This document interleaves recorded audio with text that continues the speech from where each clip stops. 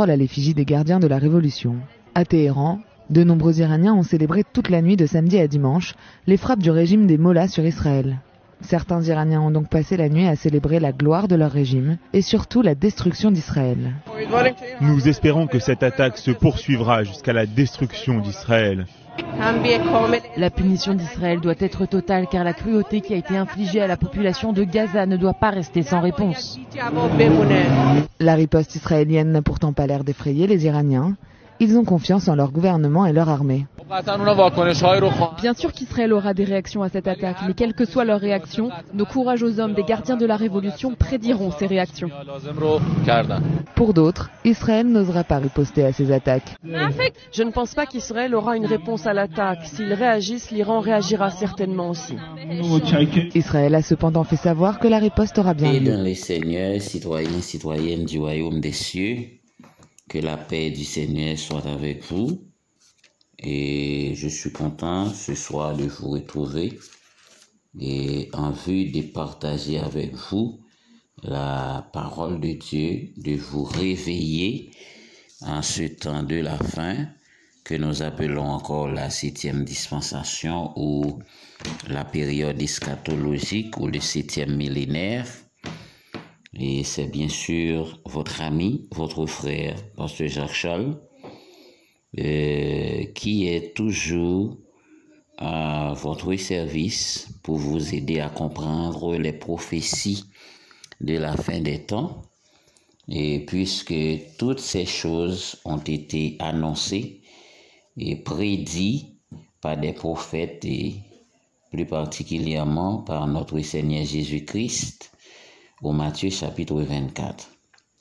Donc aujourd'hui, je vais vous aider à comprendre les prophéties sur la nation d'Israël, plus particulièrement en ce qui concerne le conflit israélo-palestinien.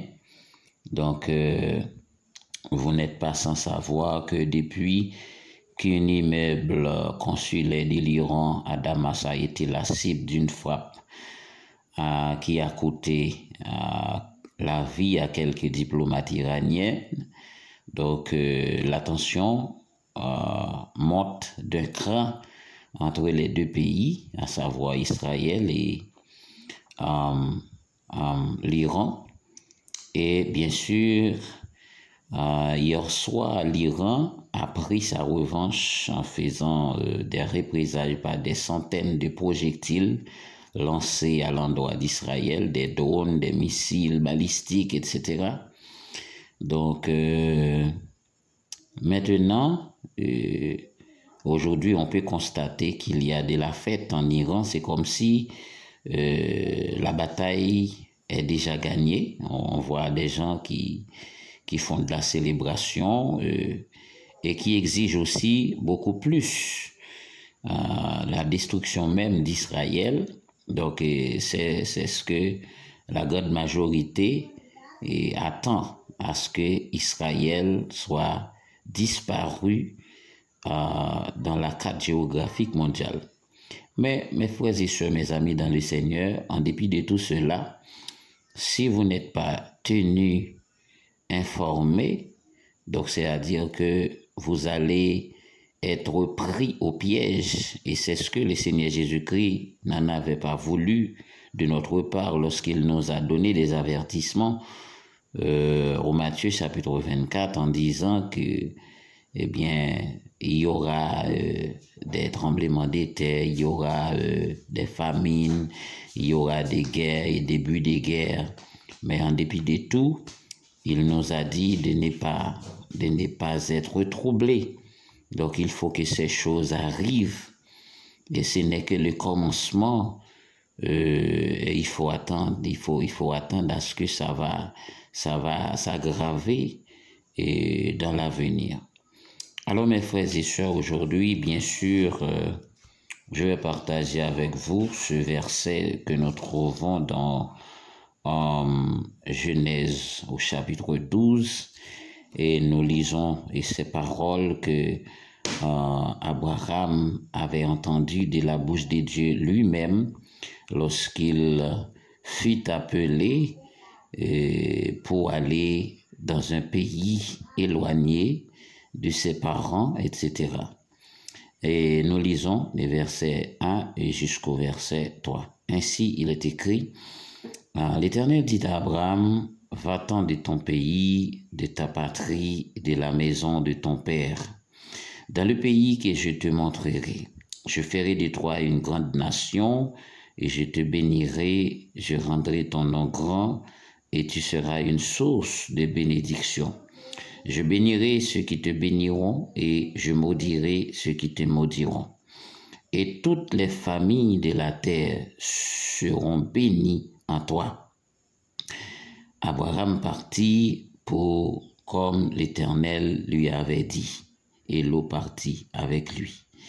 Donc, mes frères et sœurs, mes amis dans le Seigneur, un simple coup d'œil, nous pouvons remarquer une chose. Ce que nous remarquons ici, c'est la bénédiction du monde entier qui devrait être une réalité par rapport à la fidélité d'Abraham.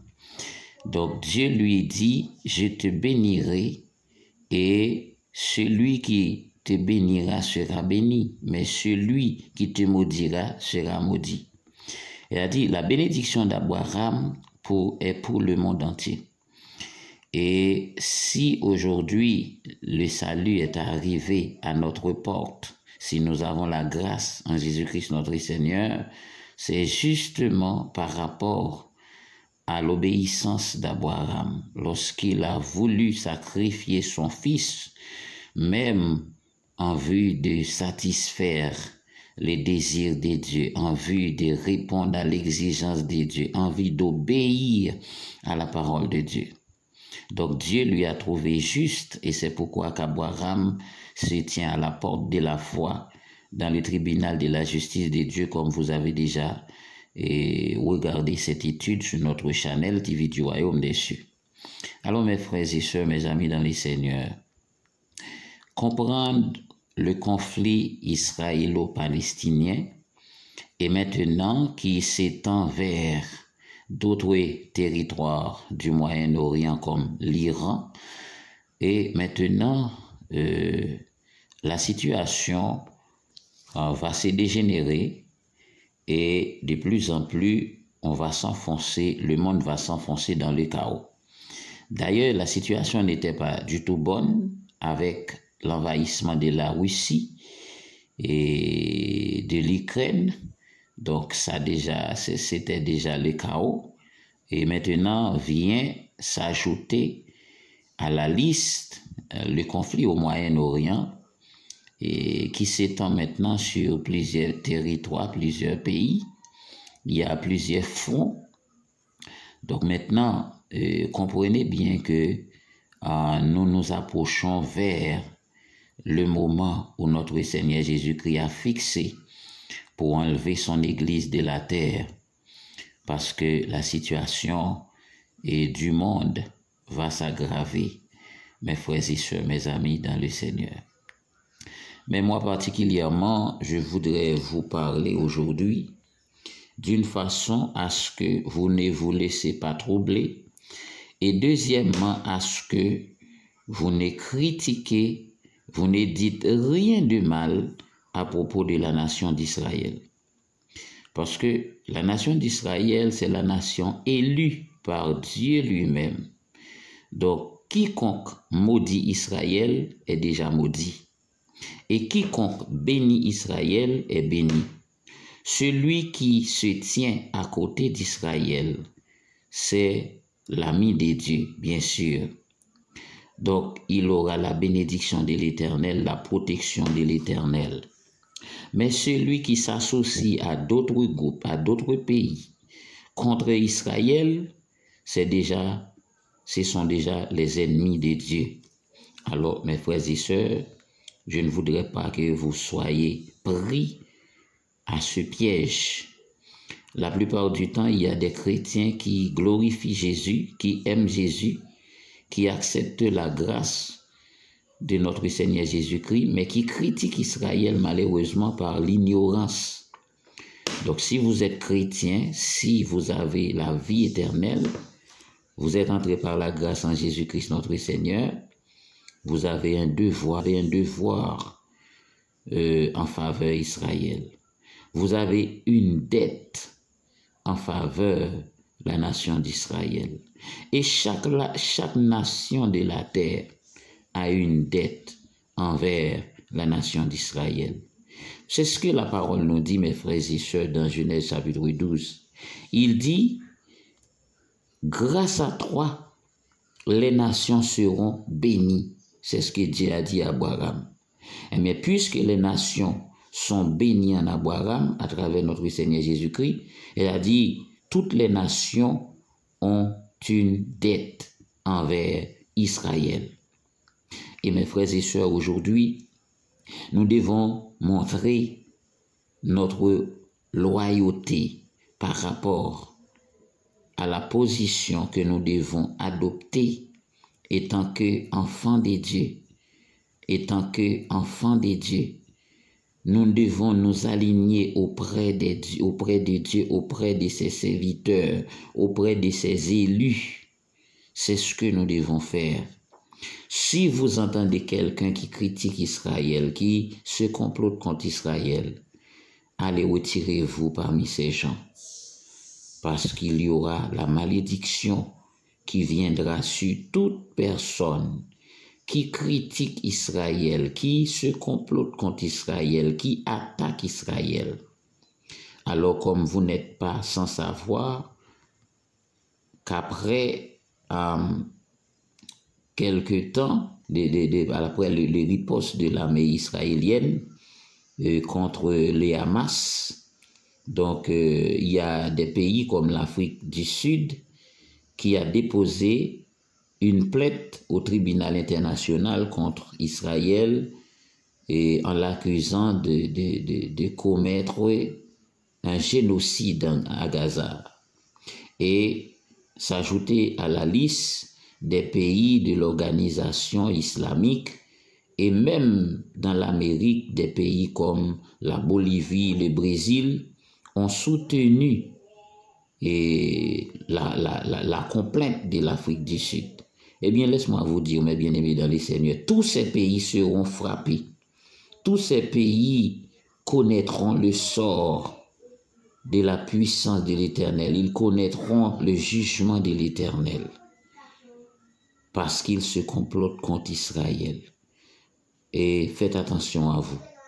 Et malheur à quiconque attaque Israël, à quiconque jette un sort à Israël, à quiconque veut détruire la nation d'Israël. Nous ne pouvons pas nous battre contre Dieu, mes frères et sœurs, comme Jacob avait combattu contre l'ange lorsqu'il était sur le point de retourner à Canaan après avoir passé près de 14 ans et plus chez son oncle Laban. Et de retour, Jacob se battait avec un ange. Et à l'aurore, l'ange lui a demandé de partir. Jacob n'en avait pas voulu. Il lui a demandé de les bénir. Il a apporté le nom d'Israël. Il a dit, celui qui luttait contre Dieu. On ne joue pas avec Israël, on ne joue pas avec cette nation. C'est une nation élue de Dieu. C'est la chouchoute de Dieu, la nation d'Israël. Et vous connaissez l'histoire lorsque le peuple d'Israël était en chemin pour retourner à Canaan, après avoir passé les 430 ans d'esclavage en Égypte. Il y avait un prophète du nom de Balaam, et le roi Balak lui a appelé à maintes reprises pour maudire la nation d'Israël. À chaque fois que Balaam a ouvert sa bouche pour prononcer la malédiction, c'était la bénédiction qui sortait de sa bouche. Vous ne pouvez pas imaginer ça. Alors mes frères et sœurs, mes amis dans les Seigneurs, attention, attention, attention. C'est un très grand avertissement pour vous, les chrétiens surtout. Ne vous impliquez pas dans les affaires d'Israël. Ne critiquez pas Israël. Ne jetez pas des sorts à Israël. Sinon, vous aurez la malédiction. mes frères et sœurs, mes amis dans les Seigneurs. Que le Seigneur daigne vous bénir de toutes sortes de bénédictions et que ces conseils vous soient utiles dans votre marche avec le Seigneur et qui vous permettent de comprendre la réalité des prophéties de la fin des temps et comment est-ce que Israël joue un rôle capital étant que l'horloge du monde. Allez partager ce message à d'autres bien-aimés frères et sœurs et que le Seigneur vous bénisse de toutes sortes de bénédictions spirituelles et matérielles au nom de Jésus. C'était votre frère et votre ami, pasteur Jacques Charles, qui vous dit au revoir et à très bientôt.